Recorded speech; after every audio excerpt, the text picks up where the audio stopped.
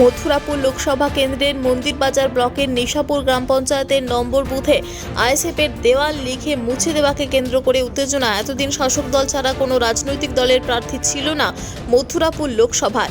ইতিমধ্যে বিরোধী দলগুলি একে একে প্রার্থী ঘোষণা শুরু করায় শুরু হয়েছে রাজনৈতিক ঝামেলা। শাসক দল যখন দাপিয়ে বিভিন্ন এলাকায় ভোট প্রচারে ব্যস্ত, তখন পিছিয়ে নেই আইএসএফও। দেওয়াল লেখা থেকে মিটিং মিছিল সবই শুরু করেছেন প্রার্থী অজয় দাস থেকে তার কর্মীরা। ইতিমধ্যে নিশাপুরের ৯ নম্বর বুথে দেওয়াল মুছে দেওয়াকে কেন্দ্র করে অভিযোগ পাল্টা অভিযোগে সরগরম রাজনৈতিক মহল। আইএসএফের অভিযোগ, তাদের শক্তি দেখে তৃণমূল ভয় পেয়েছে, তাই তাদের দেওয়াল লেখা মুছে দিয়ে প্রচারের বাধা দিয়ে জোর করে তাদের প্রচারকে দমিয়ে দেওয়ার চেষ্টা হচ্ছে। অন্যদিকে তৃণমূলের দাবি, জনগণ থেকে বিচ্ছিন্ন একটা দল এলাকায় গন্ডগোল বিশৃঙ্খল করার জন্য এই ধরনের প্রচেষ্টা চালিয়ে যাচ্ছে। মানুষ তা মেনে নেবে না। এরকম দুর্দশা পড়েনি কারো দেয়াল মুছে দিতে হবে। সব যারা অপপ্রচার করছে, অপপ্রচার করাটা তাদের কাজ। মানুষের থেকে বিচ্ছিন্ন হয়ে পড়েছে, মানুষের থেকে বিচ্ছিন্ন হয়ে গিয়ে তৃণমূলের নামে সারা বছর অবজ্ঞা অপপ্রচার করে, এটাও তার ব্যতিক্রম না, সেটাই করছে।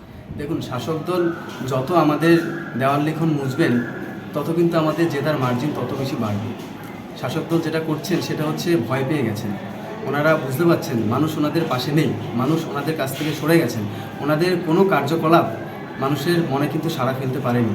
সেই কারণে ওনারা ভয়ে আইএসএফের দেওয়াল লেখা মুছে দিতে চাইছেন।